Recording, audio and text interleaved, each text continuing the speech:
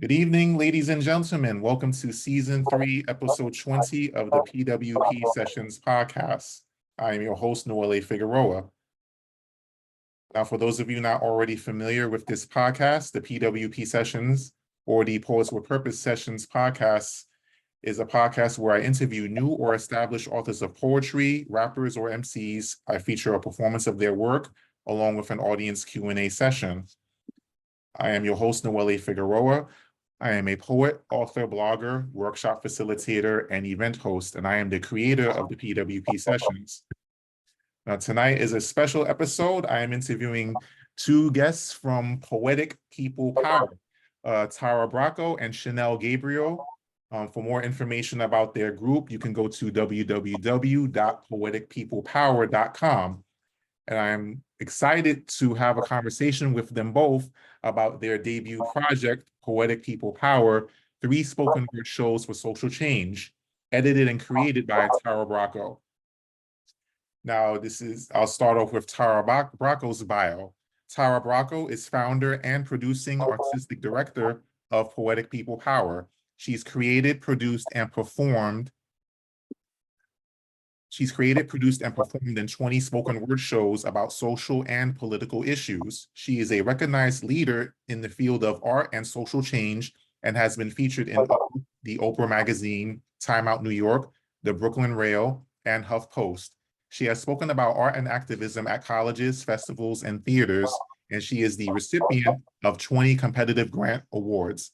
She is also the recipient of the 2015 Images and Voices of Hope Award. In 2009, she co-founded the international nonprofit, The Project Solution, which serves 30,000 people in 14 countries.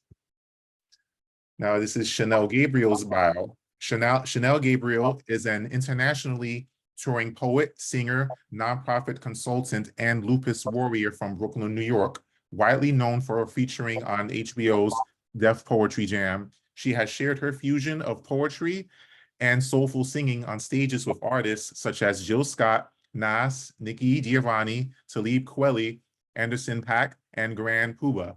She competed in the individual World Poetry Slam competition, performed at esteemed institutions such as the Vatican and Lincoln Center, and has penned and featured in national poetry campaigns with Pandora Music, NFL Draft, Life Writer, Hershey, BET, and more.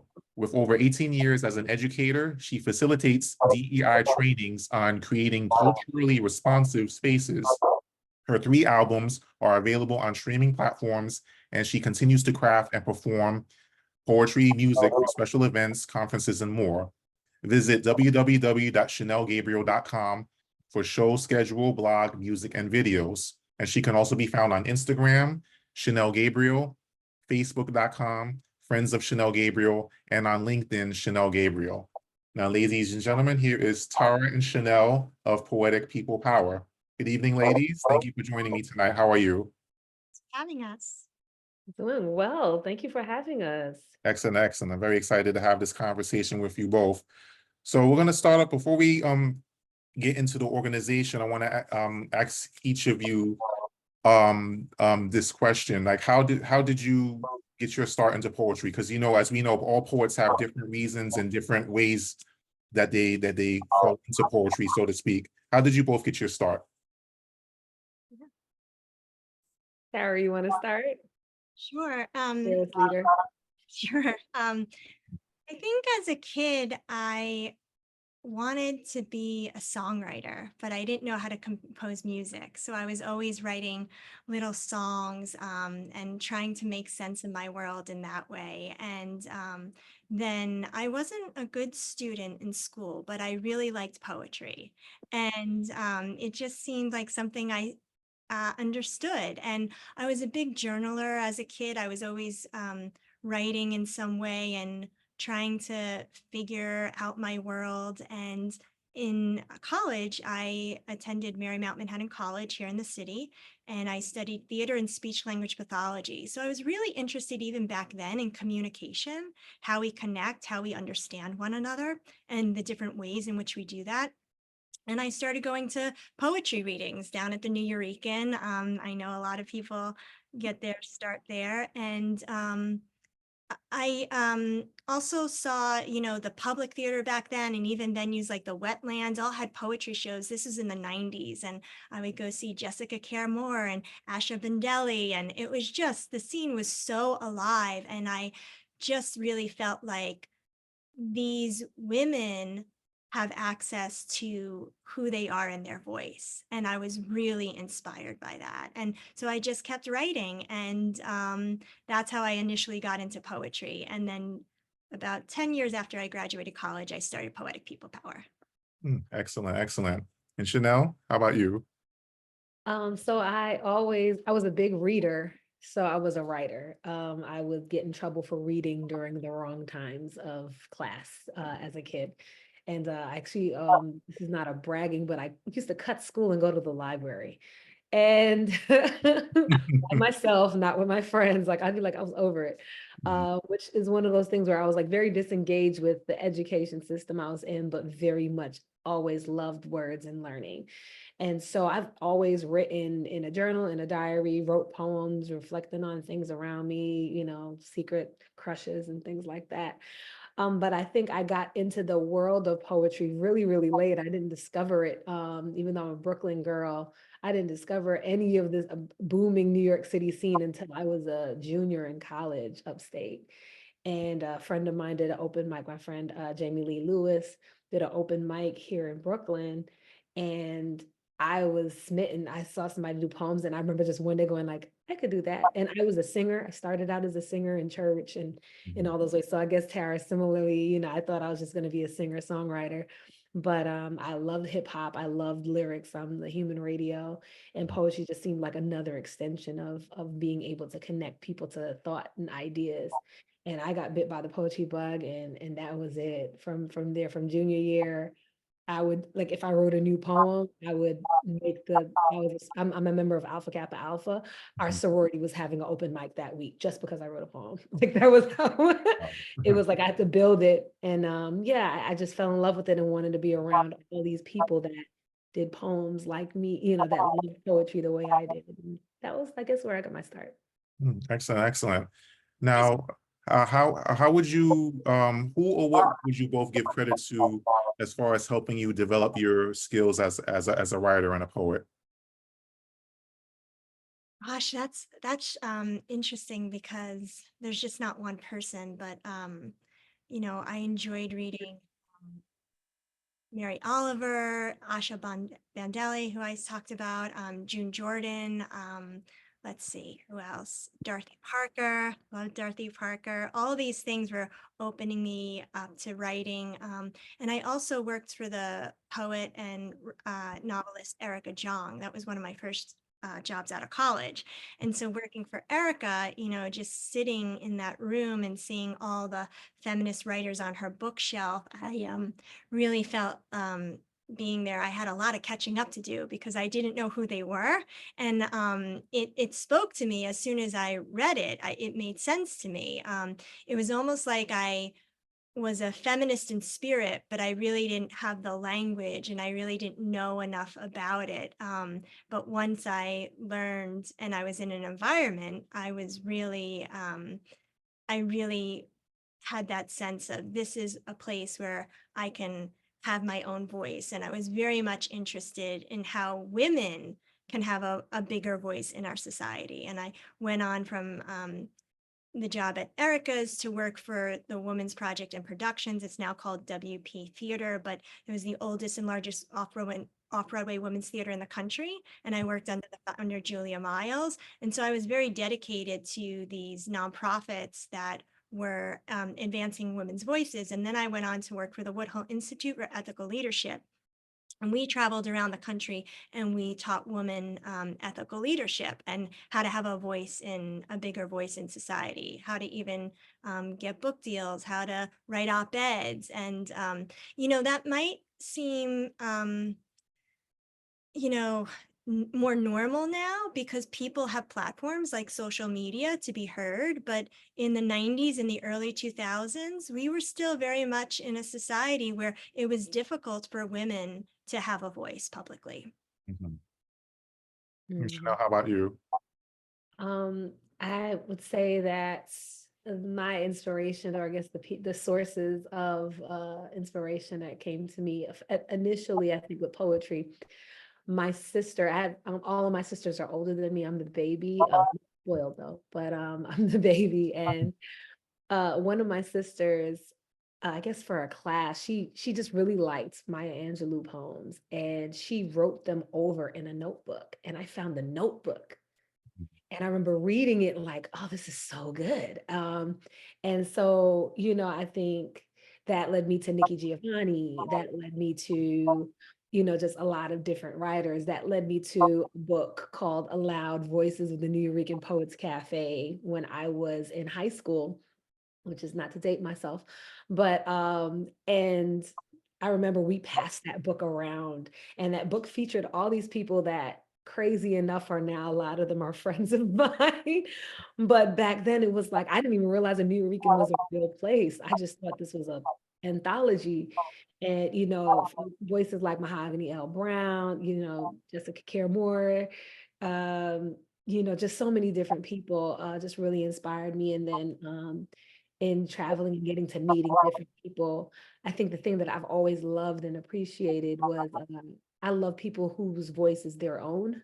Mhm. It's very much like, I can tell you're from the South with the drawl you have and some of the language you use. I can tell, like, I love regional dialects. So that makes me appreciate a lot of different people. Amir Suleiman, Liza Garza, Angel Nafis, there's just some really great artists that have are contemporary and are still creating amazing work.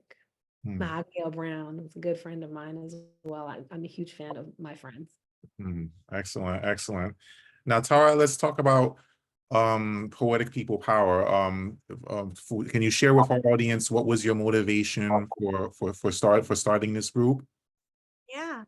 I was an activist and also wanting to be a writer and trying to figure out how I was going to do all those things, especially when I didn't have money and I was working for these, low paying nonprofit jobs.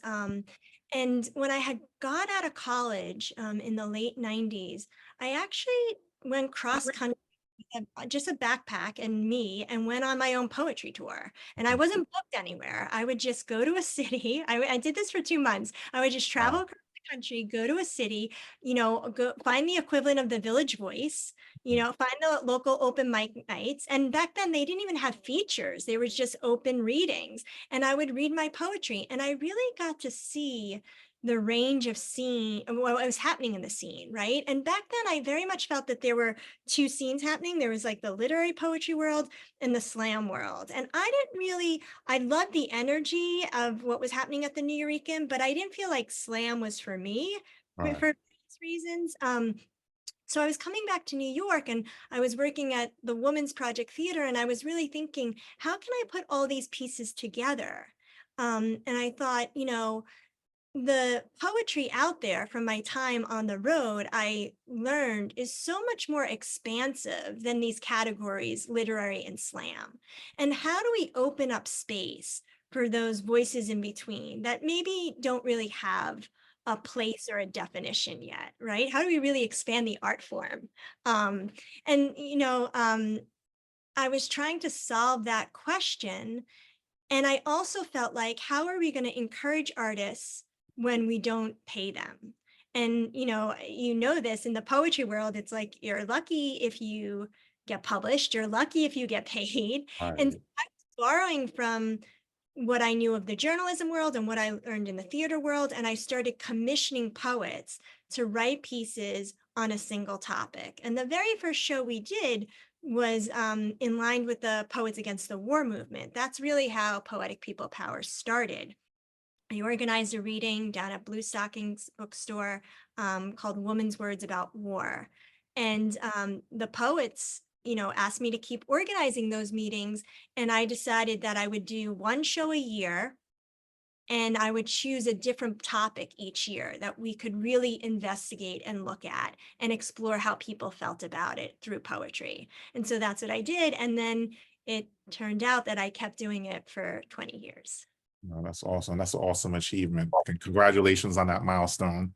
Because I don't know of any other group doing what you're doing. That's been around that for that long, if I'm not mistaken, as far as your specific area of focus. So that's quite an achievement. Congratulations. And Shanelle, what is your connection to Poetic People Power? How did you get connected? I believe, Tara, correct me if I'm wrong, somebody referred you to me, or we just connected in a way. I feel like, is that what happened? When Dan was at the New Eurekan, when Dan Yeah. Gallant. Daniel Gallant at the New Eurekan. So I was on the New Eurekan Slam team many moons ago, and I represented New York at the individual World Poetry Slam competition back when it existed. And Dan is has always been a supporter of the work that I've created, and it was him who connected me to you. And I, same thing. I did something similar in a sense of like writing about current events with another project, and that project had since been gone, but I remember how it felt. And but when Tara explained more about this, I was like, oh no, this is different. This is very, we were just writing about news headlines, and this is like, no, collectively we are all like really bringing our own style, our own voices to these passionate, conversations that we're having about issues that are really impacting the world around us. And I thought it was a great project. And so we did, that was the pandemic. It was like, right, maybe pre-pandemic, maybe, or no, we all did it with the virtual show. And, it was just a really great, I was really happy to be around everyone that was a part of the project. So, uh, you know, it was explained to me, just, create something around the theme that we had. And it was so interesting to see how everybody had their own version, their own voice, their own approach, their own lens to these different topics. And I think that that's the brilliance of Poetic People Power. Mhm.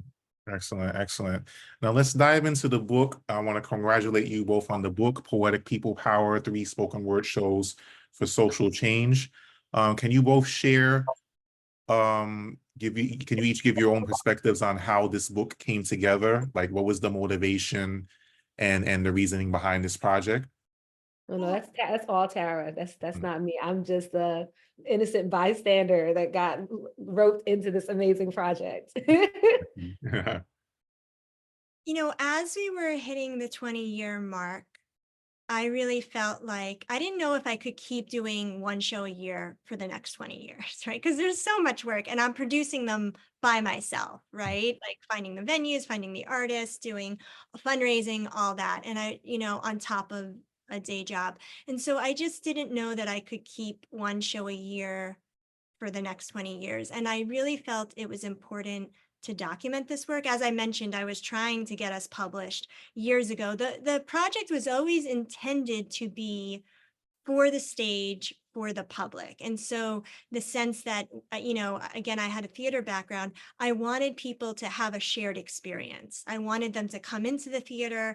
I wanted to respect artists. I wanted people to come and pay attention to what was going on stage, not be in a bookstore where people were walking in and out, or there's some noise in the background that's distracting. So I was very intentional about putting the work in spaces and in theaters where people would come in and get a program and the lights would go down. So the project was intended for the stage, but I also knew to reach a wider audience that we would need to publish the work eventually. Also in the activism space, I have a friend who died last year after an incident. Her name is Jen Angel, and she died after she was robbed, and then she was dragged by a car 50 feet and died from a head injury. Jen was an activist, and Jen talks about this in activism circles, like the importance to document, to have a record, right? And so for me, it was less about, oh, we all need to be published, but we need a record that this happened in New York City, that this is real, and that, artists gathered, in an annual way to try to change the world through poetry. Really amazing. And so the book includes 3 of our shows, just 3. It's so funny when people read the book and they say, it's great. And I think, well, we have 17 other shows. Right.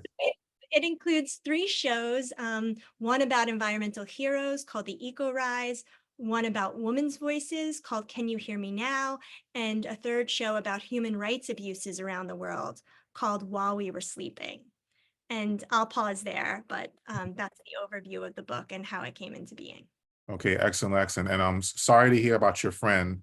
That's very unfortunate. But I hope that, this project does play a role in, shining a light on what happened to her, and then and offer some condolence or solace, in regards to that incident. And Chanel, can you share what motivated you to contribute to this project and talk about like what specific poems or what specifically you contributed to it? Well, I think it was just really the mission of the work, the collective of voices. And I think I only knew one other poet that was a part of Hear Me Now, Susan. And she was, I know her from the slam scene. She had slammed around the time that I first started. So other than that, it was really, really great to meet these dynamic women, and people that just had so many so much under their belt also, because I'm learning like, wow, I think the day of the show we heard their bios and I was like, oh wow, they did that. And it was just really, really a great experience overall. I was able to contribute a poem called I Sing. And it was interesting because I think we had to come up with a word, a thing that we were supposed to that we were highlighting. Everybody had an action, Mm, and I chose sing, and it was great to kind of reflect on, what singing meant to me, and that's really what inspired the work. And that's the poem that's included in the anthology. excellent, excellent. Now, can we talk about the subject matter of the book in general? Because you both could have chosen to contribute poetry on any subject matter. Can you share? I pose this question to you both. Why do you feel it was important for you to share poetry in regards to social issues or political issues? Like why do those issues matter to you? Do you want me to always start? I don't know if I Oh, should. yeah, I mean, Mhm. I can just say, I guess for me, it is always going to be important as a woman, as a Black woman, as an American, as a human being that cares about other human beings. I think while I do believe that poetry and art is a form of self-expression and a exploration, I do think that there is a need for art to also inform and educate. So it was, like I said, this project really, really did that and does that, and allowed me to be able to challenge myself to do that more. A lot of times I do a lot of self-reflection that is more connecting around socio-emotional things and things like that. Historically, I have a couple things that might be a little bit more centered around what's going on around me, but a lot of times I'm more talking about interpersonal relationships, friendships, family, those kind of conversations. So this was a great challenging, a great moment for me to stretch and to really think about, the legacy of people that contributed to activism. And that's the lens that I took in the poem that I shared. Excellent. How Yeah, about you, Tara? I would just say, people think because they associate with me with P3, we use P3 for shorthand.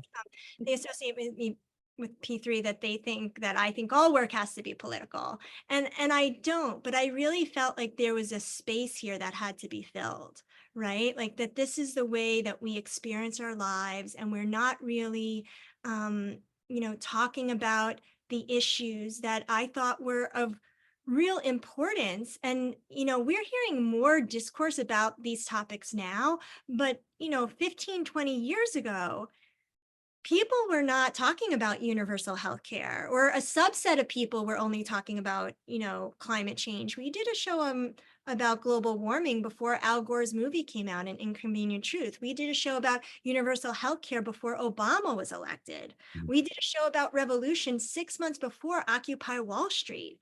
And it's not, people say, oh, you were so ahead of the times. It's not that I had a crystal ball. I was just listening to the way people were experiencing what was going on for them.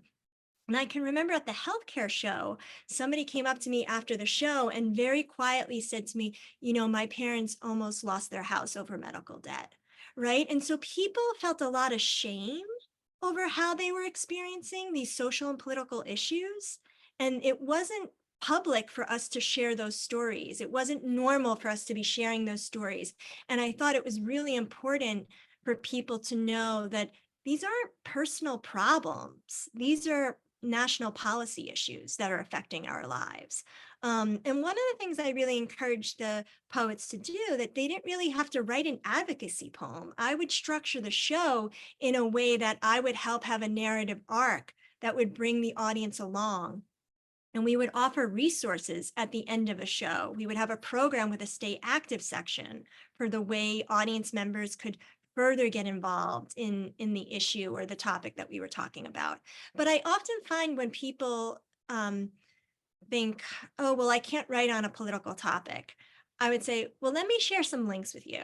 Mhm. Because once you learn about it, you're going to be outraged. And once you're outraged and you have that feeling, you're going to want to write something.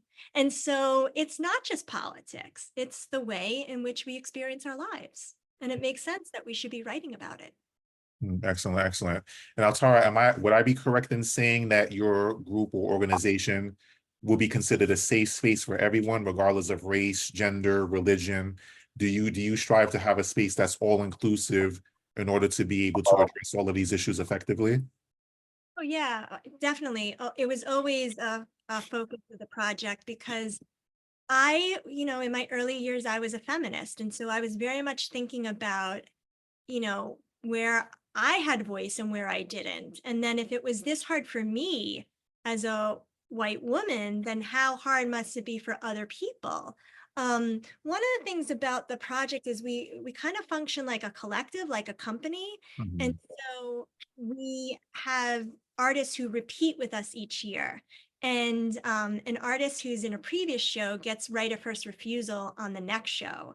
So there weren't always open call auditions unless we had a slot to fill. But that's how Shanelle came to us a couple of years ago. So, but the project, was always diverse, both culturally and aesthetically, because I also didn't want to just be presenting the same type of poetic voice, poetic cadence. I really wanted people to see that there was such a range of poetry being created and have a space for all of that too. Excellent, excellent. Well, that kind of segues to my next question in regards to representation, and I pose this question to you both. Um, I'll start with you, Shanelle. In terms of representation, when it comes to when you both write poetry and share your poetry, in terms of representation, how important is it to you to make sure that you're representing yourselves in your totality, whether you're talking about your race, your gender, educational background, ethnicity, all the things that make you who you are? When you write your poetry and share your poetry, how important is it to you that you're representing yourselves in your totality? Chanel, how would you respond? Oh, I am the thing that I guess I think everybody brings something to their performance and their writing and their creation. I'm very much like a conversational poet for the most part, where to the point where it's just, this is Shanelle, this is her, this is how, if I'm silly, there's silliness in a poem. I'm gonna laugh in the poem, like all of the elements of me and my identity are there. I speak a lot about my background. I think one of the things that I always thought was very important was this idea of human connection, and how, while there are some people that are very much like head on, like, boom, I'm going to talk about Black issues or issues in the Black community. I'm very much always been the one that says, look how we are all actually connected by these different types of experience. This is what this feels like. Now imagine, add this layer to it. Or we are all struggling with this idea of overcoming, or we're all struggling with this idea of not liking some aspect of ourselves. I have a poem about my hair, and realizing that that's not even, while of course talking about the political, part of it that relates to Black hair, but also recognizing what it means when everyone's telling you what you are supposed to look like. in order to have access. So I think that there's, for me, it's so important. And I have things that do come straight for, the throat of the issue, but I think that there's just I'm not one, I don't talk about these hard topics the same way all the time, and I try to make sure that my work does that and also calls everybody in. Excellent. Tara, how about you? I just think it's so integral, to having an honest experience with myself as a writer and then with an audience member who might be listening or somebody reading. Yeah, it's just so important. I wouldn't know how to show up as half of myself. Mhm. It's like all these things I carry, and I also think about how one of the things I say to the poets too is I like to remind people you're not your last poem. Like, go on this journey and don't worry about. So people are so scared to write on commission because they're like, I don't know if I can do it, or I don't know if it's going to be any good. And Mhm. just really think about how we're on this long journey for poetry and a poem, and just it's okay if one year you write on commission and it's not your favorite piece, Mhm. right? Like, you get to show up as that too. You get to show up and this is me in the moment and this is what I presented. And it might be your favorite piece, or your best piece might be 20 years ahead of you, right? But really, how do we have that journey? How do we allow ourselves to have that journey? To me was really important as an artist and as somebody who wanted to support a community of artists. So yeah, I think not just in my poetry, but in the project, you see these values that I have show up. Excellent, excellent.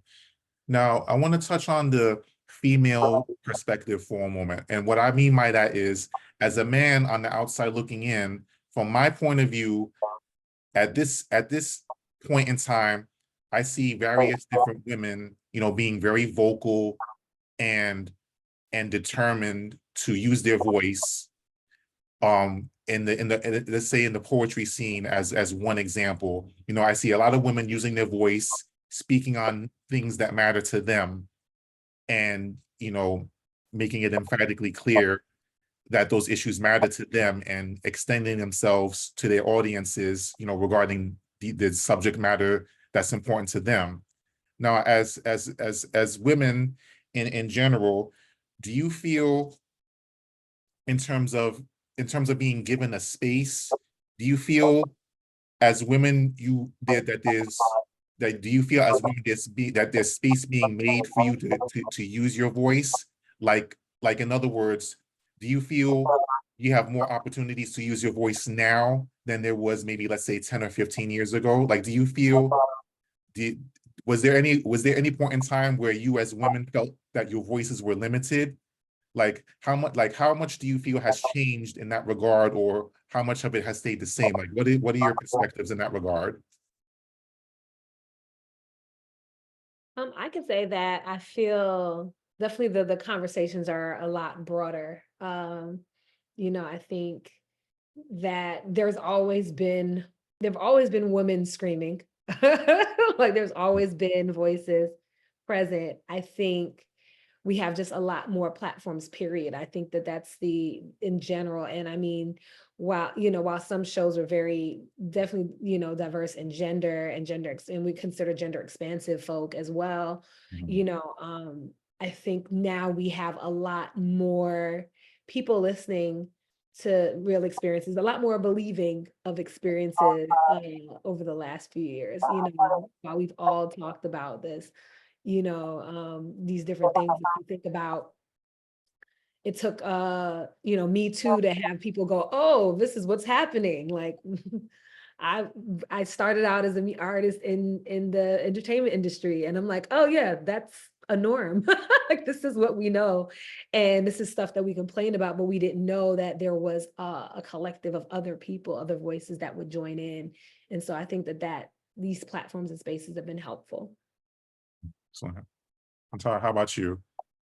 I think initially I started P3 because I didn't feel like that there was a space and I had to create it. And again, that was in a time before social media. And I think that what's great now is people are having the conversations that they should be having. And with social media, people have a platform and they can have a voice and they can speak to an audience. And so in that way, things have definitely changed. In terms of the larger poetry scene, I do think there's more. I see poetry readings that are much more expansive now than those two scenes that I was talking about that I just saw 25 years ago or so. So I do think that things are changing and shifting, and yeah, I just think we are moving in a better place that way, but we still have so much more work to do, right? Like, I mean, it's comforting to me now that people talk about climate change, but we needed to be talking about that 20 years ago, Right, right? So now it's like, people are talking about climate change, but now we're in a climate emergency now. right, right. And so the interesting thing for me though, is a lot of the work that I did, I was so like trying to get it out there, trying to get it out there. This is so important. My energy now is a little bit more, you know, I don't want to say subdued, but I feel like I can just be a little bit more because a lot of more people are talking about these issues. Mhm. Right. And so the comfort for me is like, okay, I'm not alone. And I'm not saying I was the only one talking about climate change, of course, but Yeah. just like things that we see as activists, and the world is not waking up to what's happening. And then there's like this snowball rolling down the hill, getting bigger and bigger and moving faster and faster. Right. Right. And now we can't stop it. Um, Mhm. and so, yeah, there's something comforting about having more people speak out and more people who never thought of themselves as activists going to protests and just being part of change or adding their name to newsletters or campaigns and speaking out publicly or sharing something on social media. I think that's really a positive advancement, and I'm happy to see it. Excellent, excellent. Now, in terms of subject matter for you both, is there a particular subject that you prefer writing about more than others? I'll start with you, Chanel. Is there a certain topic that you gravitate to in your poetry more than others? Like I said, I'm a interpersonal relationship kind of person. So I do talk a lot. I mean, I talk about education. I tend to talk about universal experiences and my individual experience within those contexts. Like my third album is called Things I Need to Remember. Mhm. Because I realized a lot, and it's literally was me writing things that I needed to remember that seemed like, oh man, other people might want to think about this too. Right. So a lot of times and that's what got me started in poetry, was just realizing how much our stories connect to others, regardless of identity and background. And so that's kind of where I find a lot of my source. And sometimes it is identity based work, sometimes it is self-esteem, sometimes it's love or lack thereof of like a partner, like those kind of things. And then, like I said, as I see things, I do write about them. So even on that project, I have a poem that was an ekphrastic poem that I wrote during the pandemic, around Black rage. And this idea of like, how can you say I shouldn't be angry, right now? And so, but that was me also being like, it's okay for me to be angry, and everybody should be okay and understand the anger. And so, yeah, that's where I write from. Excellent. How about you, Tara? I'm thinking about this chapbook that I have that I'm working on, that I'm trying to get published. And it's interesting. The pieces are all the non-commissioned pieces that were presented at P3. So in the early years, I would commission poets to do a poem on a topic, but I would also give them space to do a second poem of their choice, because I felt it was not fair to just ask them to write on commission and have that suggest be like the sum of who they are as an artist. So they were open to, I was open to them doing a piece that was the non-commission piece. And I put my own non-commission pieces together in a chapbook. And the themes around that are really, what does it mean to survive in New York City when you have no money and you're an artist and you're trying to make it work? And what is it like to walk 3 miles to work, right? What is it like to, be a woman in our society? And some of the experiences I had at Woodhull, training women to use their voice. And so it definitely has a New York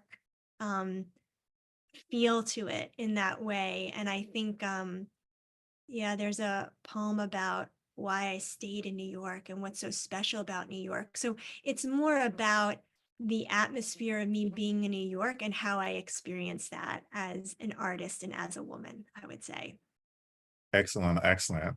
Awesome. So I believe that provides the perfect segue to the next segment of this episode. Now it's time, ladies and gentlemen,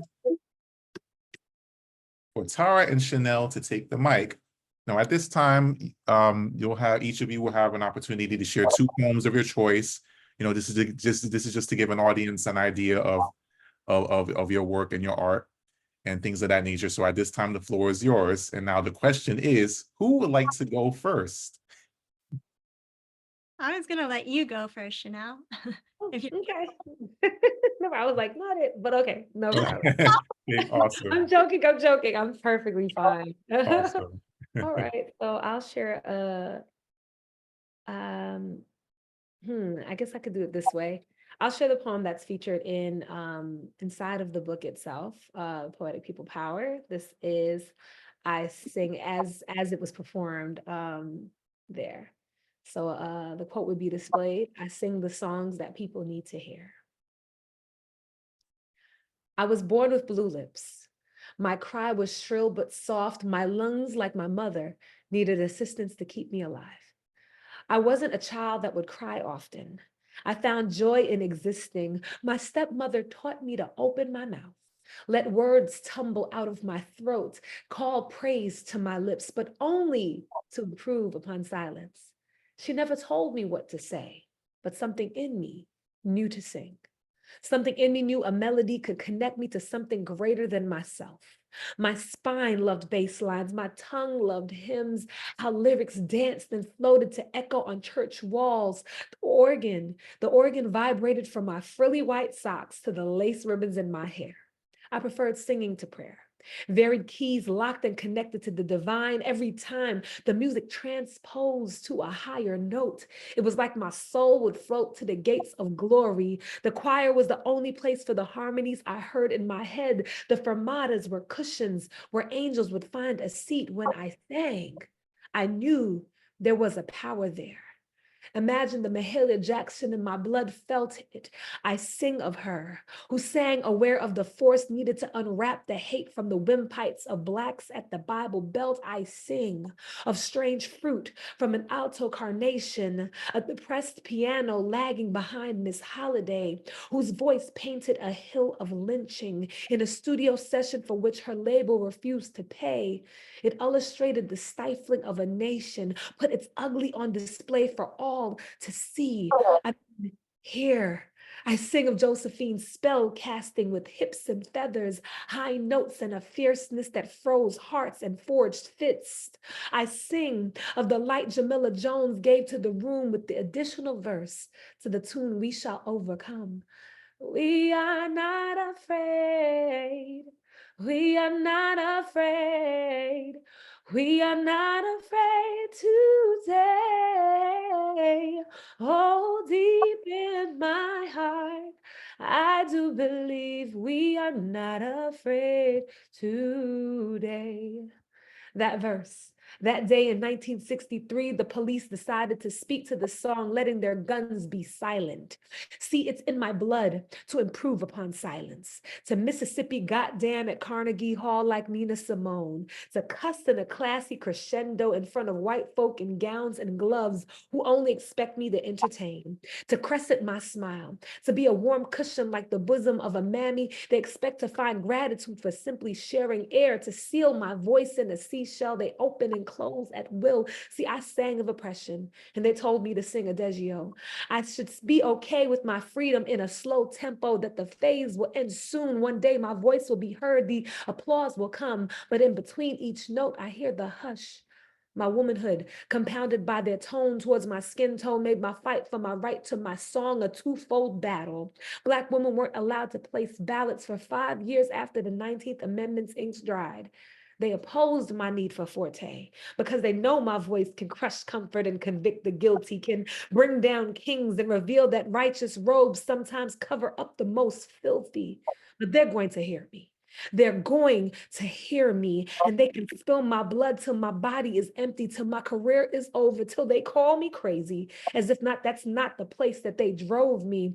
They can tarnish my legacy, but I need to, I'm going to, I have to sing till every voice is free to join me, till every woman is seen and heard, till every man can hear no and there be no confusion, till my input in this world is valued, till my worth is no longer limited to my ability to bear a child or sit and smile, till I see reflections of me in every government seat, till my body belongs to me, till every vote is counted, till every machine in every Black county is not broken, till women are given credit for how they continuously make this world whole. I'm going to sing of hope, create a song for every key to be sung by every woman, a choir weaving harmonies. We will turn every place we stand into our tabernacle. The bass line be our heartbeat, dreaming that one day each note will come closer to equality. And we will sing like Ida B. Wells, and we will sing like Helly Quinn Brown, and we will sing like Frances Ella Watkins Harper. We will sing, sing. Oh, deep in my heart, I do believe we shall all be free someday. Thank you for allowing me to share that poem. And I have a short, that poem is pretty lengthy, so I'll just do a shorter poem for this moment. One thing I speak a lot on, I actually am a person living with lupus, and I speak a lot about living with lupus. So this is a short poem that I share around my experience and for anyone battling a chronic illness. You think you own me, squeezed my life in your palms, taken over my body. You think you are me, lupus. You think because you've hijacked this vessel that you're somehow captain. You think you could get away with mutiny, but see, I'm still the same me, the same beautiful butterfly floating on the breeze. I'm not scared to wrestle the wind, to battle Reynard's thorns, not afraid to diss this disease, to find peace, be at ease with this disease. I miss my old life, but I'm fashioning a new one with this disease. And in no way am I saying this is easy. The way my cells fight themselves in my chest, being in a cage of pleurisy in my scalp, crying strands of my hair and the pain of my knees, which interfere with my prayers.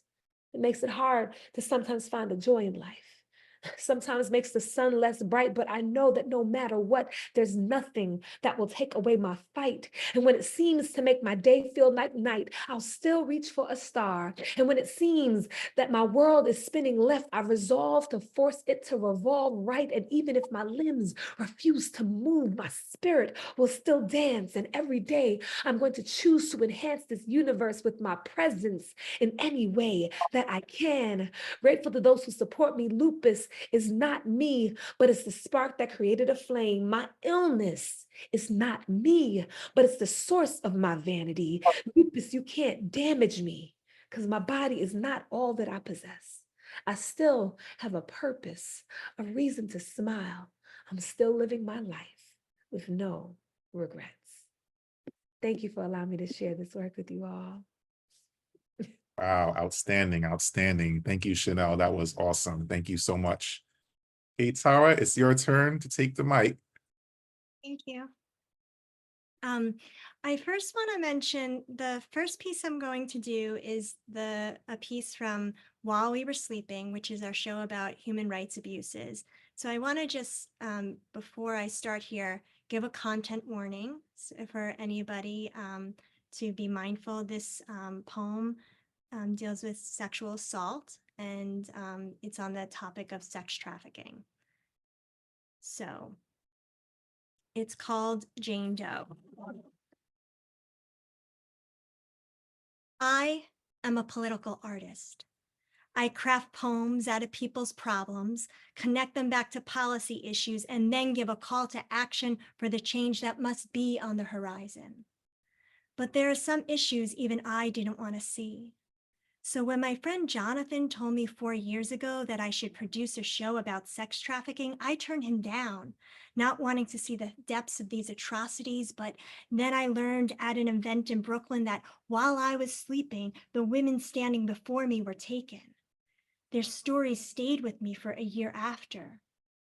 An educated mom from Asia, trafficked right out of JFK Airport after she gave her documents to a man she thought was from the employment agency. A 12-year-old girl raised in the Bronx sold by a man she thought was her boyfriend until there were threats against her if she didn't do what she was told. So now I read news articles and watch TED Talks of women whose rights and bodies were stolen from them just for answering the wrong ad, getting in the wrong car, choosing the wrong guy. And I relearn a truth that I already know: women are always vulnerable. And the line between safety and danger is so thin, like the slice of the knife mark he left on her neck, but the damage is long lasting, like the crush of broken bones that ache for years after. The bruises on the bodies of women and girls who have been sold are in various stages of color: black, blue, purple, yellow, but the psychological manipulation and the internal bruise of trauma is much deeper and forever tender. So when I tell a survivor over coffee that I want to share her story, she says, no, don't re-exploit me. There'll be no names here. All these women, I'll call Jane Doe. As I listen to their stories, I'm stunned by their bravery, their ability to relive horrific details publicly through tears, because someone has to speak up, they say, and prevent others from being victims of crimes so heinous no person should ever have to endure. In neighborhoods I visited for parties, Williamsburg, Jackson Heights, Sunset Park, women are forced against their will, told to earn their way out, and only once they've made their captor 30 grand can they go free. Make no mistake, this isn't prostitution with agency. This is an underground crime network devoid of any humanity. Women beaten with baseball bats, drugged with white powder, threatened with guns, violence, into compliance, moved daily from place to place, a brothel in Connecticut, a bar in Queens, and up and down I-95, the moving of bodies in vans as if they were products, goods to be bought and sold. Men who treat women like dogs. These buyers know they can only enter with a code, a certain number of knocks, a series of doorbell rings, private phone number.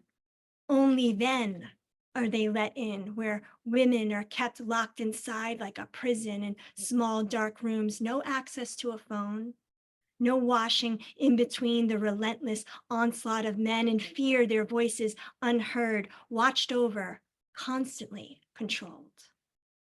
And as if being kidnapped, sold, and raped 10 times a day wasn't inhumane enough, there's no meals given to them. They're kept drugged, drunk, and barely alive on diets of pickles and rice. And there's something that's said over and over by survivors, counselors, and police officers: it could happen to anyone.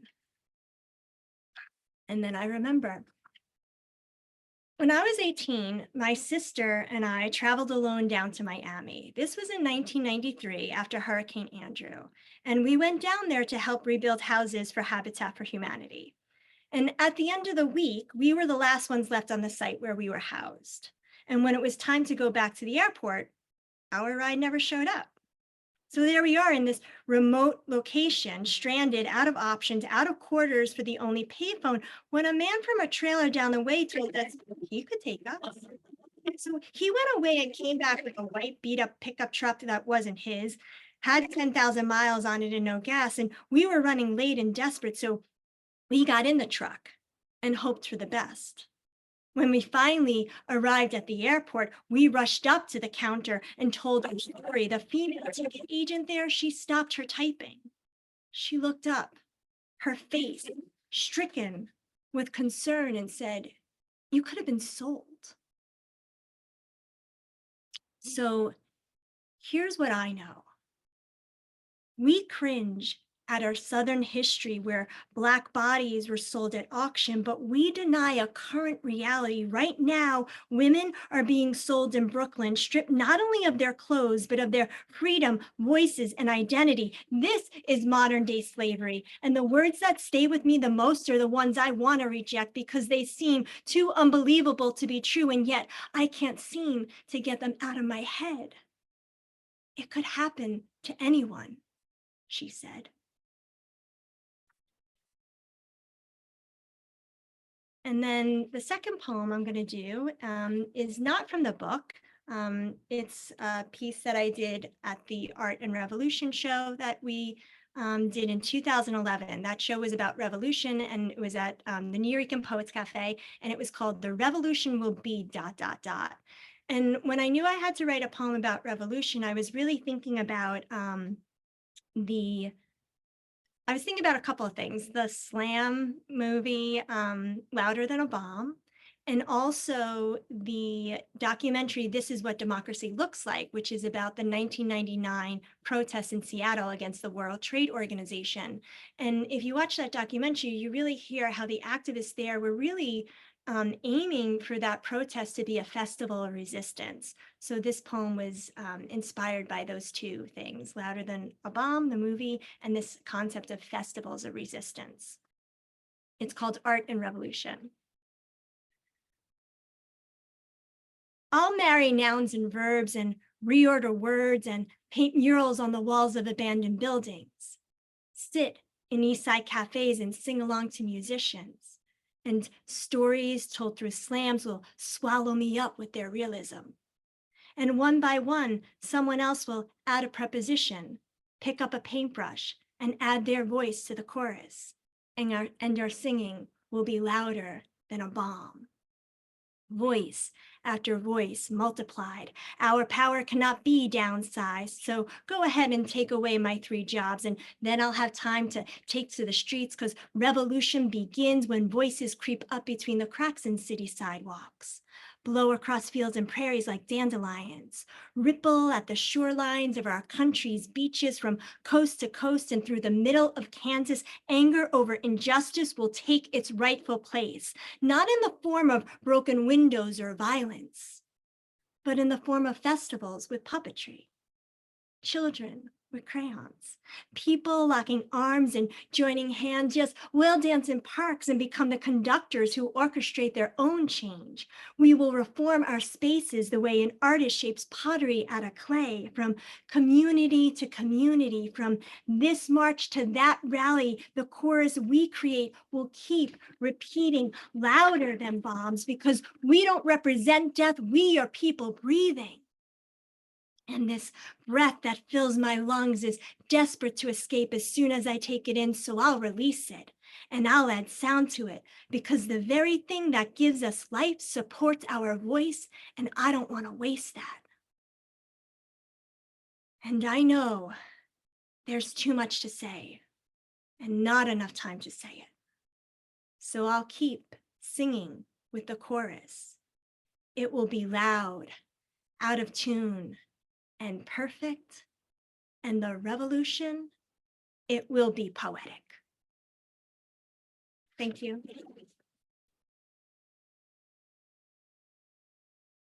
Wow, ladies and gentlemen, powerful and most certainly relevant poetry shared by Shanelle, Gabriel, and Tara Bracco. Ladies, thank you so much. Excellent pieces, excellent material. I myself was inspired, and I'm sure our audience was inspired inspired as well by that. Thank you so much. We were both. Those were excellent poems. Thank you both. So now we're going to shift gears at this point in this episode. And we're going to take a few moments to do a bit of a Q&A session. So I'm going to start off with this question, and I'll start with you, Tara. If you could collaborate with any poet, living or deceased, who would it be and why? Oh my gosh. Wow. Um, hmm. I don't know. That's so hard to choose. Um, I think I've already answered that for myself. I think in many ways, I'm doing that with my work and the collaborations that I have with poets who, like Shanelle said, then became my friends through the process. I can remember being in the Strand as a young person and picking up Pamela Sneed's book and really loving that book. And then years later, I got to work with her, and she was a poet in the project. I think those are the moments that are really special for me. There's so many moments, but you know, I think instead of being in a place of dreaming, I'm more in a place of being, and a place where um I know that I have the right friends and I have the right artistic collaborators, and I think I'm just very happy in that space. Excellent, excellent. And Shanelle, how about you? The same question. I mean, it's one of those, I would like to collaborate with J.I.V. Mhm. We're friends. I should probably try to see if I can make that happen. I never think about collaborations just because of the weird way that I write. Only more recently have I partnered with people, like I did, I think on my second album, I did like one song with somebody, no, two songs with friends. But like collaborating on poetry, I haven't done as much, except when I was on a slam team. But yeah, I'm like, that would be really, really dope. I think, and there's other people definitely. There are definitely like a list of other people, but yeah, I just think about him stylistically. That'd be interesting. Excellent, excellent. Now, Chanel, when it comes to your poetry overall, like when all is said and done, what would you hope to accomplish with your work? Oh, I just want people to be able to continue imagining more for their lives, whether that is figuring out what joy and purpose and peace look like for themselves. And I hope that any bit of my work can help them to ask those questions and get them on a path or thinking about what that would look like for themselves. Excellent. And Tara, how about you?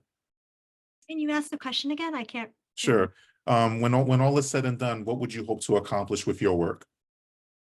I think I'd like people to know that poetry can change the world, and that is not just some lofty goal. It really can happen, that this is how we build connection and understanding.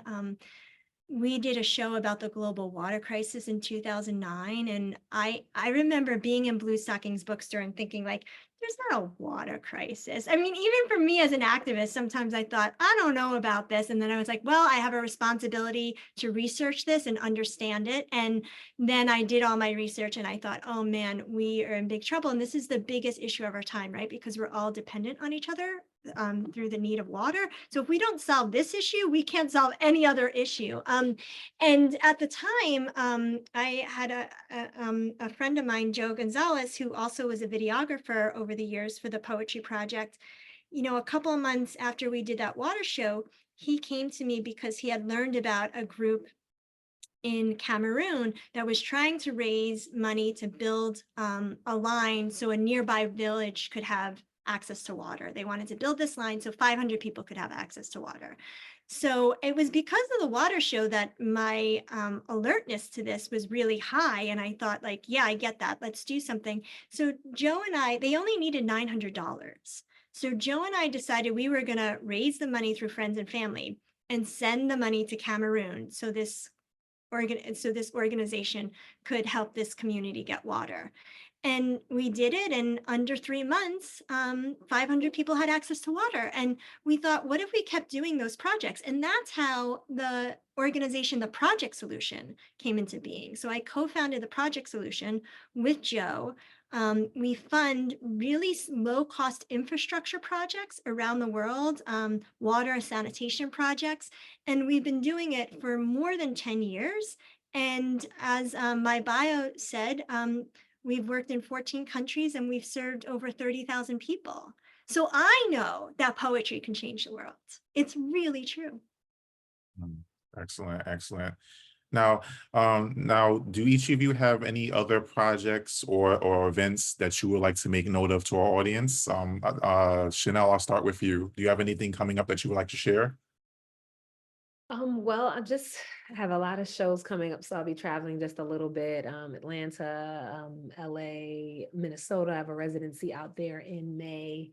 I'm also doing a lot more work around creating projects and programming around poetry, around the arts, promoting literacy across in different districts and different school settings. So those are the things that I'm presently focused on and working on. I'm working on a couple projects with a couple friends of mine. Yeah, those are the things I think that come to mind right now. I know that there's another publication coming out in April with a good friend of mine, Dr. Yolanda Seeley Ruiz. It's a book slash anthology slash journal around All About Love by Bell Hooks, but using that to reimagine education and how we love on each other as Black women. So that'll be out. I'll be performing out in Philly for that on April 13th. But yeah, feel free to follow me on all of those platforms so you can know what I'm up to, because it's always something. Excellent, excellent. Tara, how about you?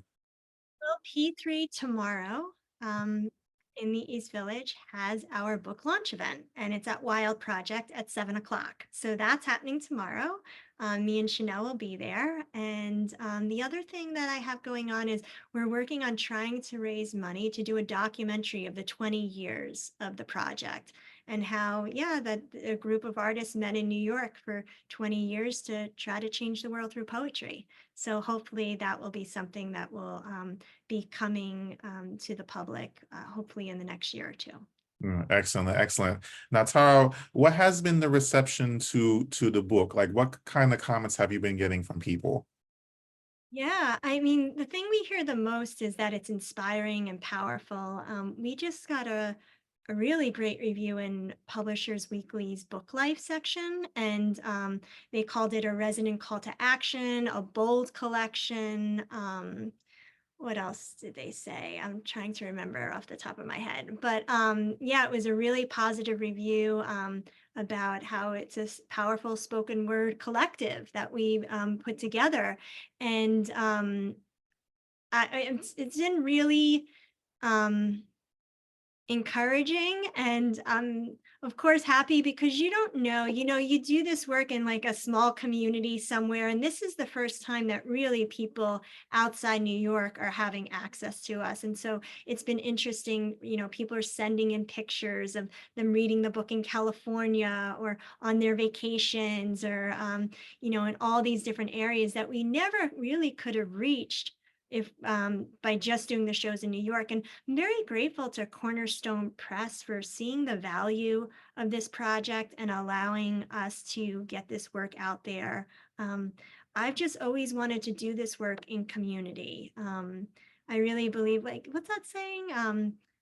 Rising tide lifts all boats, or something like that. I really believe that, right? It's like, I want us all to do well together and in community, and that we all rise up together. So yeah, so far so great, so good. Excellent, excellent. Well, I'm very excited. I'm definitely gonna do my best to get a copy for myself. It's always exciting to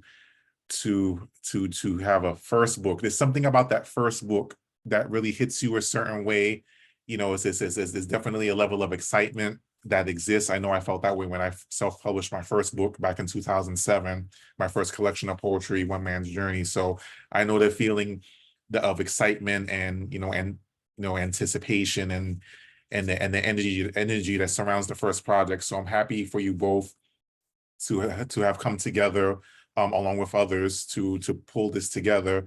I congratulate you both on this wonderful project, and I wish nothing but the best for you. This is excellent. Thank you so much. So Thank as we you. close out this evening, close out this episode, there's one more thing that I would like to do, and that is to say thank you. Thank you, Tara. Thank you, Shanelle. Excellent conversation and equally excellent poetry, very powerful poetry, very, very relevant poetry. And I thank you for taking time out to be on this podcast, to be a part of this episode. And I wish you all the best with this project and any other projects that you put your hands to individually, as well as part of the group Poetic People Power. Thank you so much for your time and your talents. It's greatly appreciated. Thank you so much. Stay tuned, ladies and gentlemen, for episode 21. This will be our season finale of season 3, coming up on Friday, April 5th at 8 p.m. Eastern Standard Time. For more information about Poets with Purpose and the P.W.P Sessions podcast, you can email me at poetswithpurpose at gmail.com, or you can call me at 646-372-6230.